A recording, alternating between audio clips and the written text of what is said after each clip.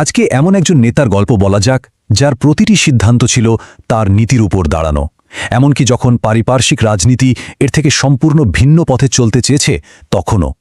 এই আখ্যানে আমরা দেখব আলী ইবনে আবি তালিবের জীবনের সেই শেষ উত্তাল সময়টা, যেখানে আদর্শ আর বাস্তবতার সংঘাত একটা চূড়ান্ত পরিণতি ডেকে এনেছিল।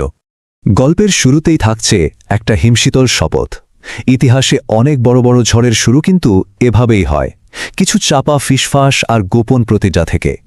এই একটা বাক্যই আসলে সেই সময়ের পুরো রাজনৈতিক চিত্রকে চিরতরে বদলে দেওয়ার এক ভয়ঙ্কর পরিকল্পনার সূচনা করেছিল। চলুন একটু সেই সময়ে ফিরে যাওয়া যাক। খলিফা ওসমানের হত্যাকাণ্ডের পর মদিনার বাতাসে তখন শুধুই ভয় আর অনিশ্চয়তা। একটা গোটা শহর যেন তার নেতাকে হারিয়ে একদম দিশেহারা হয়ে পড়েছে। পরিস্থিতিটা ছিল খুবই জটিল। একদিকে ক্ষমতার কেন্দ্রে একটা বিরাট শূন্যতা, অন্যদিকে শহরে বিদ্রোহী দলগুলোর আনাগোনায় একটা চাপা উত্তেজনা। এই চরম বিশৃঙ্খলার মুহূর্তে মদিনার সাধারণ মানুষ একটা সমাধানের খোঁজে আলীর দরজায় ভিড় জমায়। কিন্তু ক্ষমতার প্রতি তার কোনো আকর্ষণই ছিল না।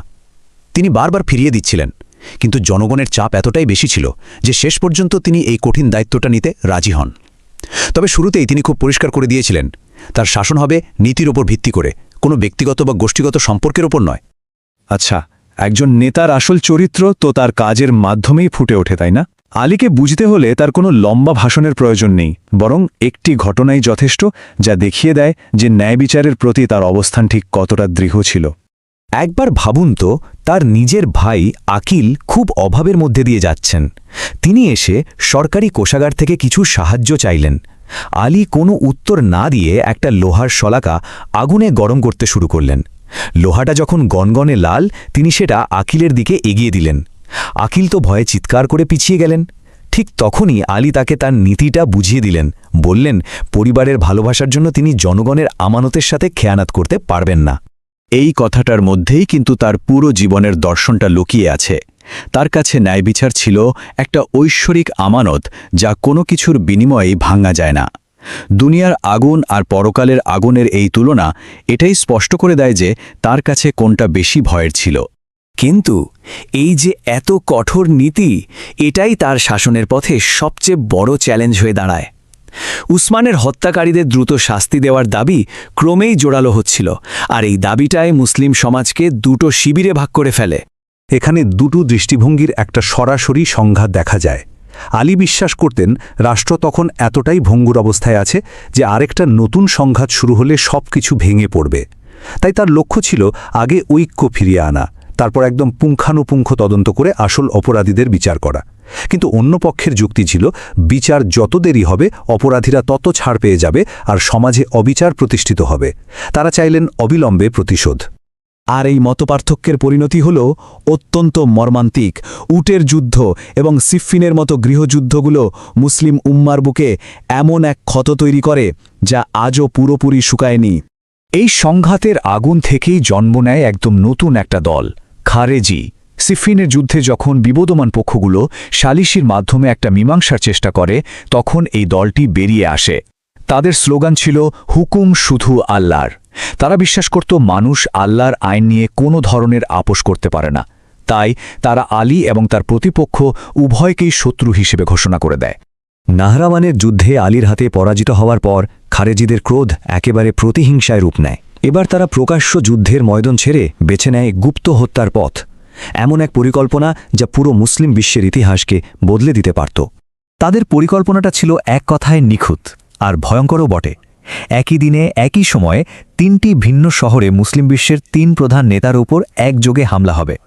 টার্গেট কুফায় আলী, সিরিয়ায় মুয়াবিয়া এবং মিশরে আমর ইবনুল আস। সময়টা হলো ফজরের নামাজ, যখন নিরাপত্তা সবচেয়ে কম থাকে, আর অস্ত্র বিষে ভেজানো তলোয়ার, যেন আঘাত কোনোভাবেই ব্যর্থ না হয়। উদ্দেশ্য একটাই, যাদের তারা এই গৃহযুদ্ধের জন্য দায়ী মনে করত তাদের সবাইকে পৃথিবী থেকে সরিয়ে দেয়া। কিন্তু এই পরিকল্পনার সবচেয়ে গুরুত্বপূর্ণ অংশটা, আলীকে হত্যার দায়িত্ব, সেটা কে নিয়েছিল? তার নাম ছিল আব্দুর রহমান ইবনে মুলজিম।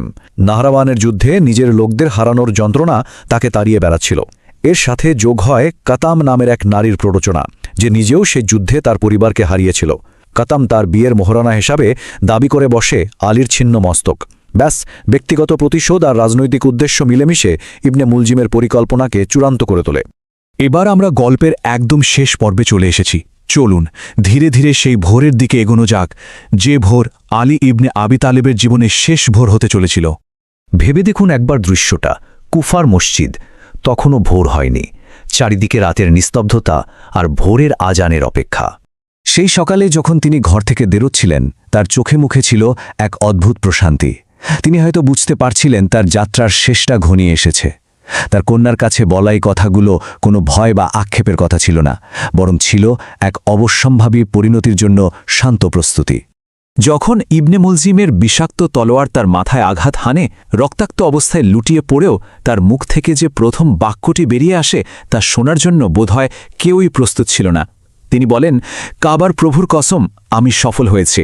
মৃত্যুকে তিনি পরাজয় হিসেবে দেখেননি, বরং শাহাদাতকে তিনি তার জীবনের চূড়ান্ত সাফল্য হিসেবে আলিঙ্গন করে নিয়েছিলেন।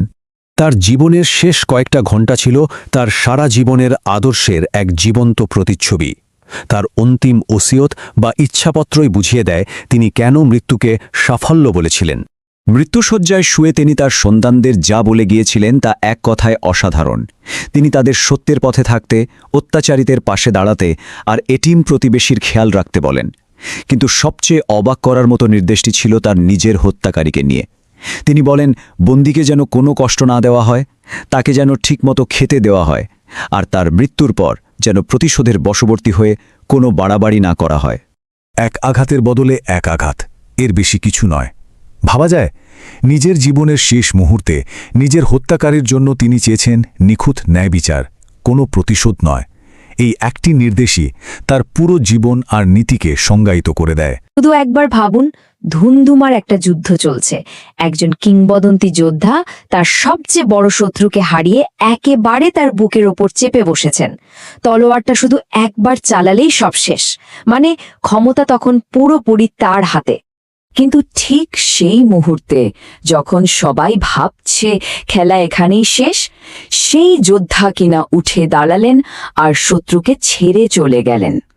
কেন কেন তিনি এমন একটা অবিশ্বাস্য কাজ করলেন? চলুন এই অবাক করার সিদ্ধান্তের পেছনের কারণটা খুঁজে বের করা যাক। আমাদের এই গল্পের মহানায়ক হলেন হযরত আলীরা, যাকে ডাকা হতো আসাদুল্লাহ বা আল্লাহর সিংহ নামে। বলা হয়ে থাকে যে তিনি নাকি তার জীবনে কোনো যুদ্ধেই হারেননি। ঘটনাটা ছিল খন্দকের যুদ্ধের সময়কার। প্রায় 10,000 সৈন্যের এক বিশাল বাহিনী মদিনা শহরকে আক্রমণ করতে এসেছে। মুসলিমরা তখন শহরকে বাঁচাতে এক দারুণ কৌশল নিলেন। তারা পুরো শহরের চারপাশে একটা বিশাল পরিখা বা খন্দক খুঁড়লেন। ওই যুদ্ধে শত্রুপক্ষের সবচেয়ে ভয়ঙ্কর যোদ্ধা ছিল আমর ইবনে আব্দ উদ।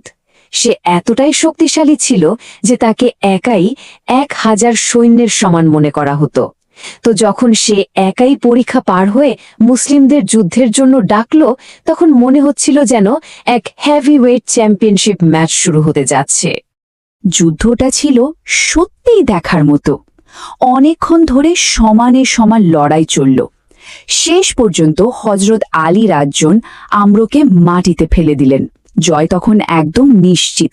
কিন্তু ঠিক সেই মুহূর্তে পরাজিত আমর এমন একটা অপমানজনক কাজ করল যা কেউ কল্পনাও করেনি। সে সরাসরি হযরত আলী রাজ্জনের মুখের ওপর থুথু ছিটিয়ে দিল। এরই চরম অপমানের পরেও হযরত আলী রাদিয়াল্লাহু আমরকে হত্যা না করে উঠে দাঁড়ালেন। তিনি বললেন, তার এই লড়াইটা আল্লাহর জন্য, কোনো ব্যক্তিগত রাগের বশে নয়। যদি তিনি রাগের মাথায় তাকে হত্যা করেন, তাহলে সেটা হবে নিজের অপমানের প্রতিশোধ নেওয়া, আর সেটা তার নীতির বিরুদ্ধে। এখানেই বোঝা যায় তার কাছে নীতিটা ব্যক্তিগত অপমানের চেয়েও অনেক বড় ছিল। এরপর অবশ্য আমির আরও রেগে গিয়ে পেছন থেকে আক্রমণ করেছিল, কিন্তু এবার সে চূড়ান্তভাবে পরাজিত হয় এবং মারা যায়। হযরত আলী রাদিয়াল্লাহু এর নীতি তাকে দুর্বল তো করেনি, বরং তার বিজয়কে আরও মহৎ করে তুলেছিল। আচ্ছা, এই একই নীতির এক অন্যরকম প্রকাশ আমরা দেখব আমাদের পরের গল্পে। এবার চলুন একদম ভিন্ন একটা ঘটনায় যাই। ইসলামের দ্বিতীয় খলিফা হজরত উমর রাদিয়াল্লাহু তাআলা আন তার মৃত্যুশয্যায় শুয়ে আফসোস করে এই কথাটা বলেছিলেন।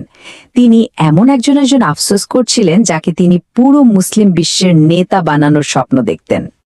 কে ছিলেন এই রহস্যময় ব্যক্তি? কোনো বিখ্যাত সেনাপতি বা কোনো বড় বংশের নেতা?